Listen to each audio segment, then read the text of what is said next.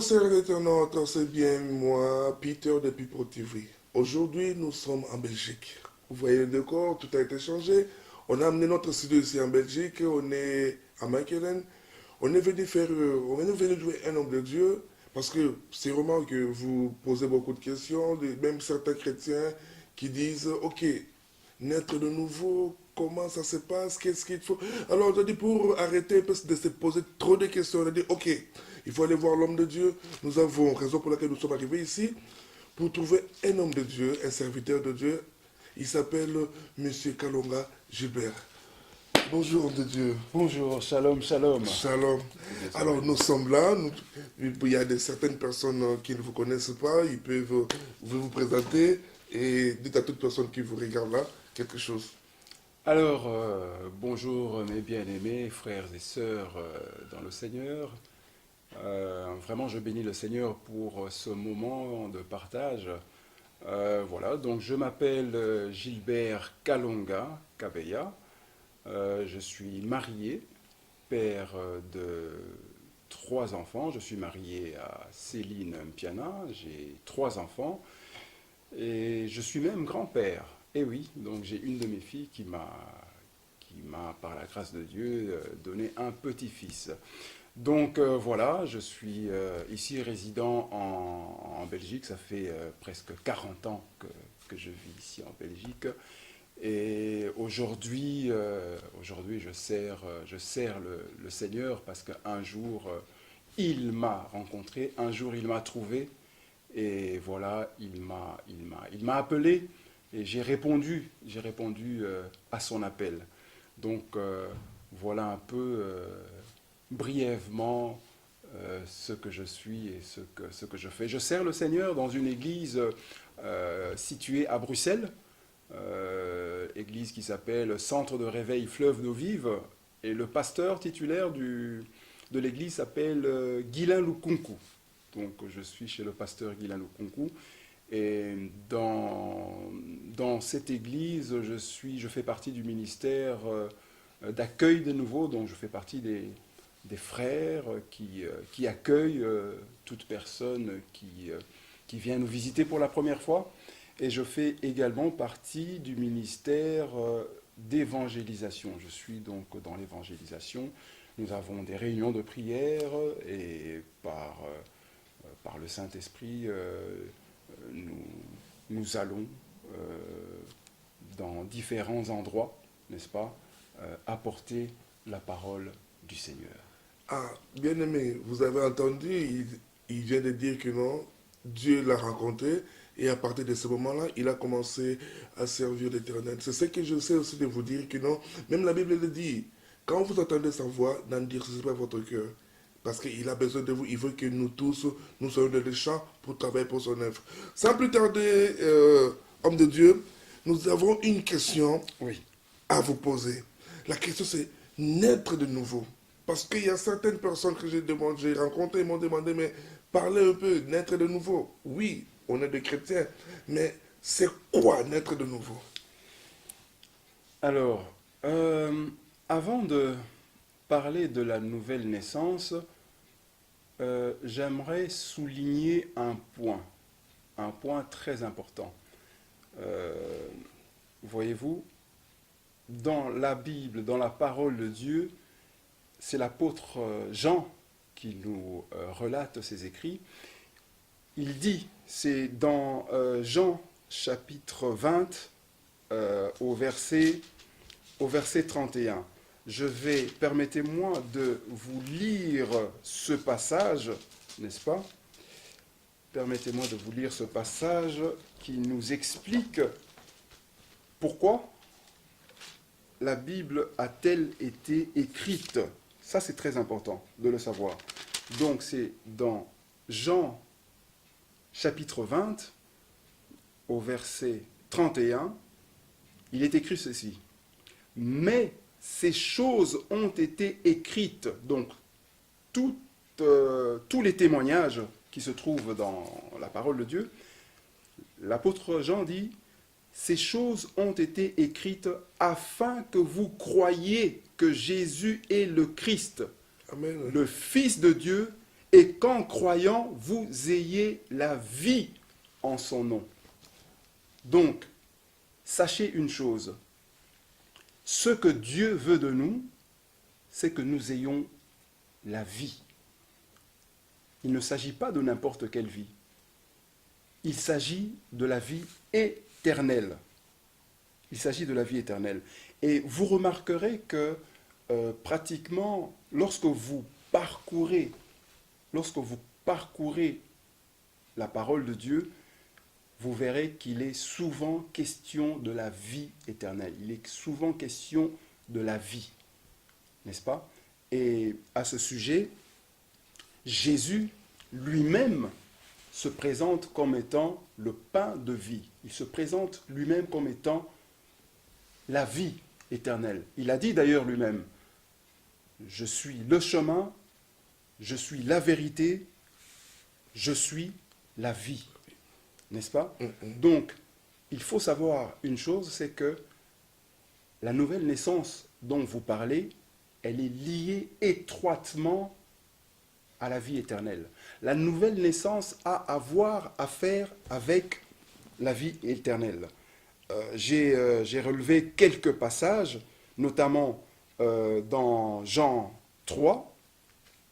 Dans Jean 3, pardonnez-moi, je ne connais plus trop les versets, mais enfin, bon, c'est dans Jean 3, il est écrit « Et comme Moïse éleva le serpent dans le désert, il faut de même que le Fils de l'homme soit élevé, afin que quiconque croit en lui ait la vie éternelle. » Dans 1 Jean 5, au verset 12, il est écrit « Celui qui a le Fils a la vie. Celui qui n'a pas le Fils de Dieu n'a pas la vie. » Toujours dans Jean 3, au verset 36, il nous est dit ceci, « Celui qui croit au Fils a la vie éternelle. Celui qui ne croit pas au Fils ne verra point la vie. » Excusez, homme de Dieu, juste ma question, je voulais savoir, il peut y avoir il y a des gens peut-être qui vont nous suivre à travers Internet. Quand comme on parle de naître de nouveau, ils ne connaissent pas. C'est ça. Parce que moi, je ne suis pas né grand comme ça. Je suis né d'une mère. Alors, je suis déjà né, alors comment encore je vais renaître de nouveau? Mais c'est quoi pour eux donc naître de nouveau? Quand on est déjà comme ça, on est vivant, renaître de nouveau. Expliquez un peu à nos frères et sœurs qui nous suivent. Oui. Donc c'est pour ça qu'avant, justement, c'est ce que je vous ai dit, avant que je n'entre dans le sujet proprement dit, Okay. il est très important de comprendre que la nouvelle naissance est liée étroitement à la vie éternelle. Ok. Voilà, n'est-ce pas? Quand Jésus parle de la nouvelle naissance, notamment Jésus parlera de la nouvelle naissance à un pharisien nommé Nicodème, il associe la nouvelle naissance à la vie éternelle. Vous voyez, la vie éternelle, c'est une chose, j'allais dire, capitale, une chose très importante. J'en veux pour preuve d'ailleurs le fait que les êtres humains, naturellement, nous voulons tous vivre éternellement. Nous avons tous en nous cette pensée de l'éternité. N'est-ce pas? D'ailleurs, vous verrez que dans les pays, surtout dans les pays développés, on a recours aux chirurgies esthétiques. N'est-ce pas? On ne veut pas vieillir, mais c'est la preuve qu'on veut rester éternellement. On veut vivre pour toujours. On veut vivre pour toujours. Écoutez, dans le jardin d'Éden, Adam et Ève avaient justement ce privilège, n'est-ce pas? Oui. Adam et Ève avaient le privilège de la vie éternelle. Ça, vous devez le savoir. Adam et Ève avaient ce privilège-là. Ils avaient ce pouvoir-là de vivre éternellement. N'est-ce pas? Alors, mais c'est tout à fait normal. C'est tout à fait normal. Pourquoi? Parce que nous avons la nature divine. Dieu nous a créés selon son image. Il nous a créés à son image. Il nous a créés selon sa ressemblance. Nous avons en nous la nature divine. Donc c'est tout à fait normal que l'être humain ait cette pensée de l'éternité. C'est tout à fait normal que l'être humain veuille vivre éternellement. Ça, c'est très important. Et d'ailleurs, dans le jardin d'Adam, comme je vous l'ai dit, Adam et Ève avaient ce privilège. Mais que s'est-il passé? Que s'est-il passé? Il y a eu séparation à cause de la désobéissance. Le diable a inoculé dans l'homme ce poison qu'est le péché. L'homme a péché, l'homme s'est séparé de Dieu et Dieu l'a même chassé. Dieu l'a chassé du jardin d'Éden. Je voudrais quand même vous lire un passage dans Genèse 22. Cela va vous donner une meilleure idée, j'allais dire, de l'éternité, oui.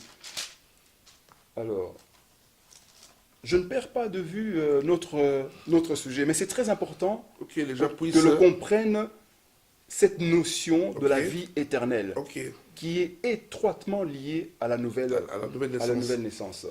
Alors, dans Genèse, si ma mémoire est bonne, c'est dans Genèse 3.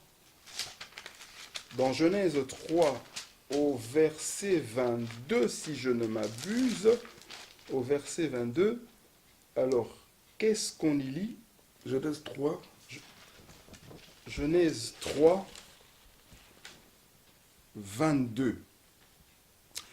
Alors, écoutez ce que l'Éternel dit. L'Éternel Dieu dit, voici, l'homme est devenu comme l'un de nous pour la connaissance du bien et du mal. Empêchons-le maintenant d'avancer sa main, de prendre de l'arbre de vie, d'en manger et de vivre éternellement. L'homme a péché, l'homme s'est séparé de Dieu. Dieu veut empêcher à l'homme d'avancer sa main, de prendre de l'arbre de vie, d'en manger et de vivre éternellement. Dieu s'est dit, l'homme ne peut pas vivre éternellement alors qu'il m'a désobéi. Vous comprenez ça? Dieu s'est dit, non, ça c'est pas possible. Il avait la vie éternelle avant de pécher. L'homme avait la vie éternelle avant de pécher. Adam et Ève avaient la vie éternelle avant de pécher. Adam et Ève ne connaissaient pas la mort, ni la mort spirituelle, ni la mort physique avant de pécher. Mais à cause du péché, il y a eu séparation. Il y a eu séparation. Écoutez ce que Dieu dit même de l'homme. Ça, c'est dans le psaume 82, au verset 6. C'est extraordinaire ce que Dieu dit. Dieu dit, j'avais dit, vous êtes des dieux. Vous êtes tous des fils du Très-Haut. Cependant, vous mourrez comme des hommes. Mais Dieu a dit de l'homme, vous êtes des dieux. Et dans Psaume 8, le psalmiste dit, tu l'as fait de peu, en parlant de l'homme, tu l'as fait de peu inférieur à Dieu, et tu l'as couronné de gloire et de magnificence. Alors, maintenant, concernant cette nouvelle naissance, concernant le fait que l'homme a été séparé de Dieu, il fallait maintenant rétablir les choses. Il fallait rétablir, comment dirais-je, ce chaos. Ce chaos devait être rétabli. Il fallait que quelqu'un redonne la dignité à l'homme. Il fallait que quelqu'un redonne la dignité à l'homme. Mais qui allait le faire? Qui allait le faire? Ah, j'aime beaucoup le passage où l'apôtre Jean, où il est dit, c'est dans, je pense que c'est dans Apocalypse, au chapitre, c'est le chapitre 5, si ma mémoire est bonne.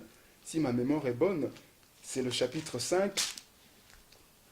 Alors, permettez-moi de vous lire ce passage que je trouve formidable, ce passage où l'apôtre Jean, sur cette île de Patmos, où il a reçu la révélation, hein, parce qu'en fait, Apocalypse, c'est ce que ça veut dire. Hein. Apocalypse, ça n'a rien à voir de catastrophe, non. Apocalypse, c'est tout simplement, ça veut simplement dire révélation. C'est la révélation de Jésus-Christ. Voyez-vous? Et dans Apocalypse, au chapitre 5, il est écrit ceci. Puis je vis dans la main droite de celui qui était assis sur le trône un livre écrit en dedans et en dehors, scellé de 7 sceaux. Et je vis un ange puissant qui criait d'une voix forte, « Qui est digne d'ouvrir le livre et d'en rompre les sceaux ?» Et personne dans le ciel, ni sur la terre, ni sous la terre, ne put ouvrir le livre ni le regarder. Et je pleurais beaucoup de ce que personne ne fut trouvé digne d'ouvrir le livre ni de le regarder. Jean a pleuré sur l'humanité. Jean a pleuré sur le péché. Jean a pleuré sur... ça c'est la compassion des âmes. Jean a pleuré. Jean se disait, mais qui pourra sauver ces âmes? Qui pourra sauver ces âmes? Et la parole continue en disant, et l'un des vieillards me dit, ne pleure point. Voici le lion de la tribu de Juda.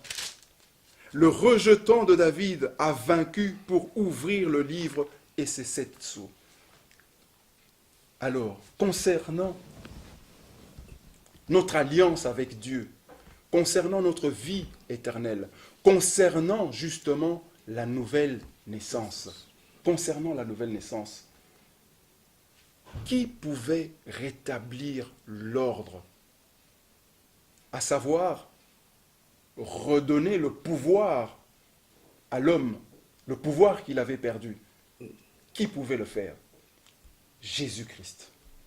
Jésus-Christ a été trouvé digne. Il a été trouvé digne. Donc, voyez-vous, la parole nous dit, et c'est là où il nous est parlé de la nouvelle naissance, la parole nous dit, c'est dans l'épître de Jean, tout à fait, la parole nous dit que à tous ceux qui l'ont reçu, il les a donné le pouvoir. Alléluia. Amen. À tous ceux qui ont reçu la parole, et la parole, il s'agit de Dieu, il s'agit de Jésus. À tous ceux qui l'ont reçu, il a donné le pouvoir. Oh, permettez-moi de vous lire ça, parce que c'est un passage extraordinaire. Wow. Extraordinaire. Extraordinaire. C'est très simple, c'est dans Jean, au chapitre 1. Au chapitre 1, et je pense que c'est à partir du verset 12. C'est à partir du verset 12. Si ma mémoire ne me fait pas défaut, voilà. Mais à ceux qui l'ont reçu, à ceux qui ont reçu la parole, à ceux qui ont reçu Jésus, à ceux qui croient en son nom, elle a donné, donc la parole a donné le pouvoir de devenir enfants de Dieu, lesquels sont nés non du sang, ni de la volonté de la chair, ni de la volonté de l'homme, mais de Dieu. Donc, comprenez une chose, mes bien-aimés frères et sœurs, comprenez une chose, c'est que la nouvelle naissance est étroitement liée avec Jésus-Christ. Elle est liée avec l'autorité de Jésus-Christ, avec le pouvoir de Jésus-Christ. C'est-à-dire que lorsque vous recevez la parole, ça veut dire quoi recevoir Jésus-Christ? Ça veut dire l'accepter, vous acceptez sa parole, vous acceptez Jésus-Christ comme étant votre Seigneur, comme étant votre Sauveur. Parce que vous voyez, tant que vous n'avez pas reçu Jésus-Christ, tant que vous ne l'avez pas accepté dans votre vie, vous menez votre vie selon votre propre volonté, selon vos désirs. En fait, vous êtes votre propre chef. Mais excusez-moi, homme de Dieu, mais dans la Bible, comme il est dit que cette naissance-là n'est pas comment? Cette naissance-là n'est pas ni par la volonté de la chair, Oui. ni par la volonté de l'homme, mais c'est par la volonté de Dieu. Tu peux aussi, si je comprends, tu peux aussi te dire que non, ok, je vais naître de nouveau. Mais si Dieu ne reconnaît pas cette naissance, Oui. donc c'est nul. Tout à fait. Si Wow. Dieu ne reconnaît pas cette naissance-là, c'est... je vais peut-être revenir là-dessus, mais sur le point que vous soulevez, il faut savoir que l'Esprit de Dieu, voyez-vous, parce que, voyez-vous, la nouvelle naissance ne se fait pas par nos propres efforts. Oui. Ça ne se fait pas par notre propre volonté. Ça ne se fait pas par notre propre démarche. Ça ne se fait pas par notre propre force, par nos propres forces. Non. La nouvelle naissance, il s'agit d'abord et avant tout de l'œuvre de Dieu. C'est son œuvre. Permettez-moi de dire que c'est son business. C'est son œuvre. C'est lui qui agit. C'est lui qui est au départ donc de cette œuvre-là. C'est lui qui agit, voyez-vous. Et la parole nous dit, je pense que c'est dans Romains 8 vers le verset 15, la parole nous dit que l'Esprit même, l'Esprit témoigne, l'Esprit de Dieu, témoigne à notre esprit que nous sommes enfants de Dieu et que nous pouvons l'appeler Abba, Père. Nous avons le témoignage de Dieu. Nous avons le sceau de Dieu. Nous avons la confirmation de Dieu que nous sommes nés de lui, que nous sommes nés de nouveau. Voyez-vous? Donc, comprenez une chose, mes bien-aimés frères et sœurs. Je vais vous expliquer une chose. La nouvelle naissance, en fait, il s'agit tout simplement d'un transfert. La nouvelle naissance, naître de nouveau, c'est être transféré. D'où à où? C'est d'être transféré du royaume des ténèbres au royaume du Fils de son amour, au royaume de la lumière, au royaume de Dieu. Voilà pourquoi, lorsque vous acceptez Jésus-Christ dans votre vie, lorsque vous l'acceptez comme étant votre Seigneur, comme étant votre Sauveur, la parole dit que Jésus-Christ a fait de nous un royaume. Il a fait de nous des sacrificateurs. Et nous allons régner. Sur terre, dit-il, nous allons régner. Parce qu'il nous a justement donné le pouvoir de régner sur le scorpion, sur la puissance de l'ennemi. Donc, la nouvelle naissance, il s'agit d'un transfert. Dieu nous transfère. Il nous fait sortir d'un point A, à savoir les ténèbres, Au point B qui est au le point B, royaume. qui est le royaume de Dieu. Mais homme de Dieu, mais qui sont éligibles, qui ont droit à cette nouvelle naissance? Alors, il faut savoir une chose, c'est que nous sommes tous des créatures de Dieu. Nous avons été créés par Dieu. Ça, c'est très important. Ce que je vous dis, retenez-le. Nous sommes tous des créatures de Dieu. N'est-ce pas? Mais malheureusement, nous ne sommes pas tous enfants de Dieu. Waouh! Nous ne sommes pas tous enfants de Dieu. Je vous ai lu Pasteur, cette parole. vous, là, homme de Dieu, là, vous pas m'embrouillez, mais vous troublez mes pensées. On est tous créatures de Dieu, mais Amen. on n'est pas enfants de Dieu. Qu'est-ce qui fait cette différence? Alors, Parce que les internautes doivent savoir tout à fait, pourquoi cette différence-là. tout à fait. Que Dieu soit béni. Vous voyez, la nature nous enseigne énormément au sujet des choses divines. La nature nous enseigne. Hein? Nous sommes inexcusables parce que la nature nous enseigne. Vous voyez,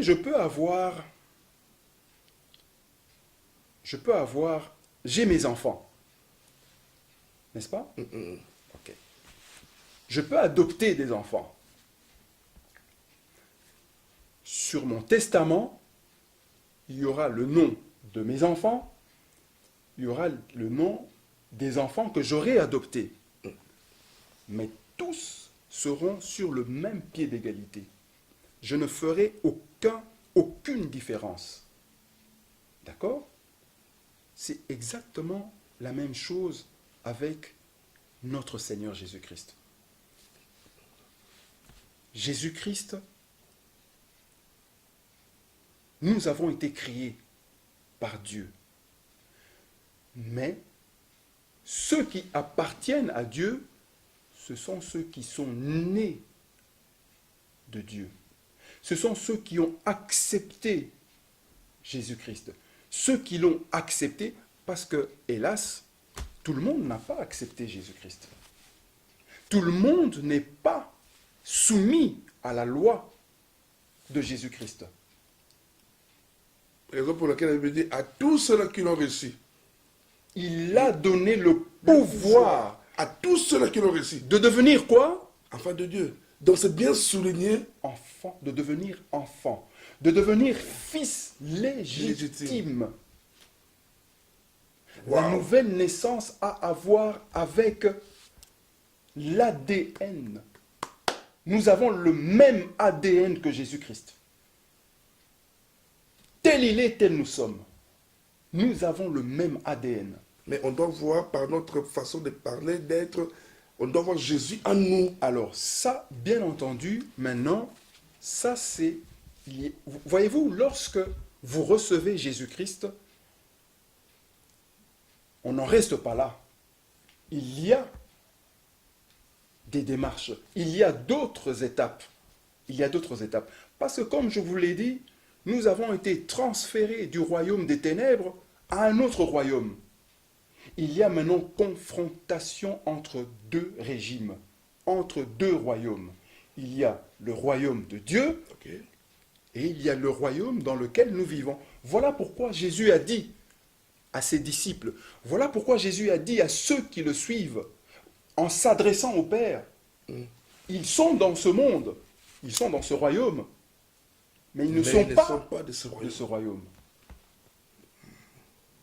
Lorsque vous naissez de nouveau, vous êtes transféré dans un autre royaume. Homme de Dieu, faute de temps. Donc, Alléluia. chers internautes, ça c'est une émission vraiment à suivre. Et c'est un sujet que nous devons encore développer. Mais, homme de Dieu, ma question maintenant, quelles sont les conséquences de cet acte de naître de la nouvelle naissance pour nous?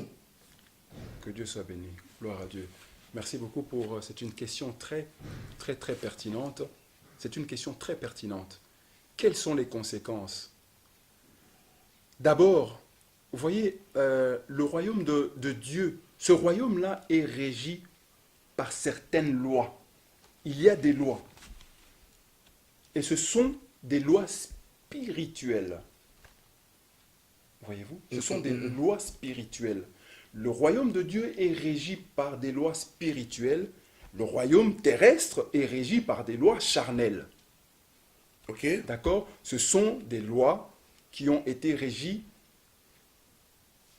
par des hommes. Tandis que le royaume de Dieu, c'est Dieu qui est souverain. C'est Dieu qui est le maître. C'est Dieu qui est le Seigneur. C'est Dieu qui est le guide. Alors, les conséquences, d'abord, nous devons nous soumettre à ces lois. Nous devons nous soumettre à ces lois-là. D'accord? Mais comment s'y soumettre? Comment connaître les lois de Dieu? Dieu est tellement bon qu'il ne nous a pas laissés orphelins. Il nous a laissé sa parole. Voyez-vous? Il nous a laissé sa parole. Et c'est sa parole qui nous guide. Les conséquences en sont que nous sommes, d'abord et avant tout, nous sommes transformés. La parole dit, je crois que c'est ça doit être dans Romains au chapitre 2, au verset 12. Il faut que je vous lise ça, parce que la question est tellement pertinente que permettez-moi de vous lire ce passage. Mais homme de Dieu, avant de lire, je ne Oui. sais pas, je pourrais juste ajouter que, Oui. donc comme pour conséquence, donc Dieu nous a donné comme un GPS à suivre, Alléluia. qui est son Esprit Saint. Alléluia. Fais ça, va comme ça, donc ça nous guide. Nous avons C'est ça. un guide. Et la parole dit, ce n'est plus moi qui vis, c'est Christ qui vit en moi. Parce que c'est Christ qui vit en moi, je dois connaître les nouvelles. C'est Dieu qui me donne les nouvelles. C'est Dieu qui m'annonce les choses à venir. C'est lui. Donc ça veut dire que je ne vais pas suivre les infos pour savoir ce que je dois faire. Les infos que je vais suivre, c'est dans la parole de Dieu. N'est-ce pas? Ok. Le passage que je vous cherchais était le passage où Dieu dit, où la parole de Dieu dit, soyez transformés par le renouvellement de l'intelligence. Waouh. Nous devons être, en fait, nous devons être formatés. Nous devons être totalement changés. Totalement changés. Pourquoi? Parce que nous venons avec notre background, nous venons avec nos habitudes, nous venons avec nos coutumes, nous venons avec les règles établies, nous venons avec nos interdits. Oui, mais chez nous, dans mon pays, chez nous c'est comme si, chez nous ça se fait comme ça. Non. Dans le royaume de Dieu, c'est l'intégration. On s'intègre. Ok. Vous voyez-vous, Jésus, c'est le premier qui s'est intégré. Jésus a quitté sa gloire. Il est venu ici sur terre et il s'est intégré à la vie des hommes. Donc partout, c'est l'intégration. C'est l'intégration. Wow. Lorsque vous quittez l'Afrique et que vous venez en Europe, vous venez en Belgique. La Belgique, c'est un royaume. La Belgique a ses lois. Vous vous soumettez aux lois belges.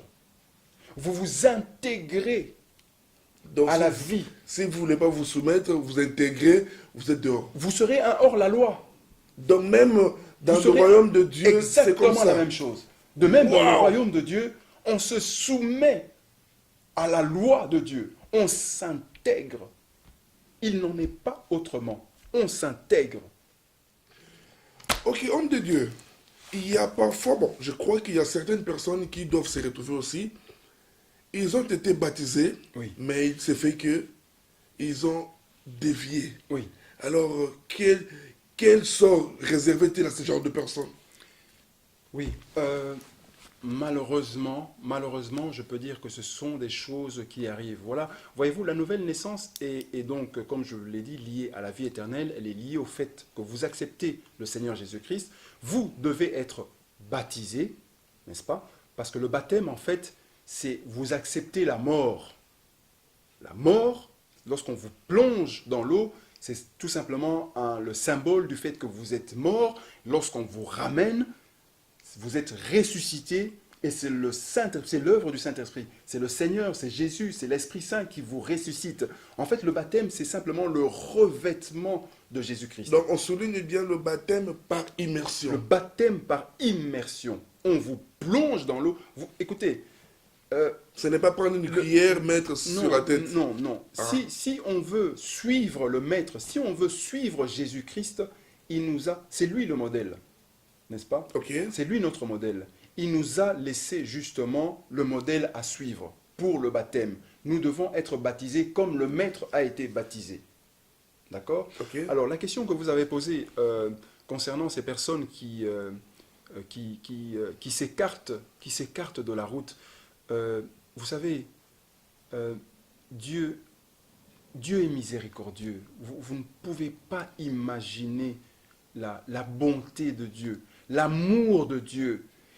Je ne sais pas si vous pouvez imaginer que vous êtes dans la gloire et que vous quittez cette gloire par amour. C'était ça la motivation. Par amour. Vous quittez la gloire, vous venez pour mourir pour des pécheurs, pour les réconcilier avec Dieu. Donc, lorsque vous vous écartez de la route, je reste persuadé que Dieu, dans sa souveraineté, que Dieu, dans sa bonté, il vous rencontrera. Il fera en sorte que vous n'ayez plus d'issue, si ce n'est le rencontrer à nouveau. Voyez-vous, Mm. c'est un peu comme le berger qui a ses brebis et il y en a une qui s'égare. Que nous dit la parole à ce sujet? Le berger va laisser les 99 brebis. Il va aller chercher la brebis égarée. Il va la chercher et il va la trouver. Il va la trouver. Et par ailleurs, Dieu, dans sa bonté, euh, a mis également à son service des serviteurs qui crient après lui jour et nuit pour justement ces brebis qui sont égarées. Dieu a mis dans ces églises, il a placé des anges, il a placé des bergers qui s'occupent des âmes de leurs brebis. Dieu est bon. Dieu Amen. est bon. Amen. Et je reste persuadé que ceux qui s'écartent du chemin, Dieu va les rencontrer. Dieu va les rencontrer. Et lorsque Dieu vous rencontre, il vous laisse libre arbitre. C'est à vous de faire le choix. Il vous dit, voilà, j'ai mis devant vous le chemin de la vie et le chemin de la mort. Choisissez le chemin de la vie. Amen, Wow. amen, amen. Amen. Que Dieu vous Wow, là, bénisse. Alléluia. c'est faute de temps, comme je dis, homme de Dieu. Alléluia. Donc, donnez-nous. Il y a des gens qui vont vous suivre. Oui. Ils ont besoin d'un conseil. Et qu'est-ce qu'ils doivent faire? Et un mot de la fin pour essayer un peu. Parce que c'est un sujet très vaste qu'on aura par la grâce de Dieu prochainement développer ça. Écoutez, la chose que je peux vous conseiller, d'abord, il faut savoir que, vous savez, la nouvelle naissance, c'est un miracle. C'est un miracle. C'est un don de Dieu. Pourquoi êtes-vous né de nouveau? Pourquoi suis-je né de nouveau? Et pourquoi pas les autres? Pourquoi les autres ne sont-ils pas nés de nouveau? Qu'est-ce que moi j'ai de plus qu'eux? Rien. Ils ont péché, j'ai péché. La Bible nous dit d'ailleurs que nous étions du même nombre. Nous étions du même nombre. Souvenez-vous, vous étiez du même nombre. Nous marchions en ennemis de la croix. Nous étions rebelles, menteurs, meurtriers, adultères. Mais Dieu nous a fait grâce. Il nous a fait grâce.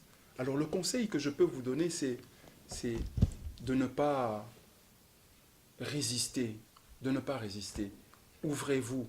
Soyez, voyez-vous, soyez comme des enfants.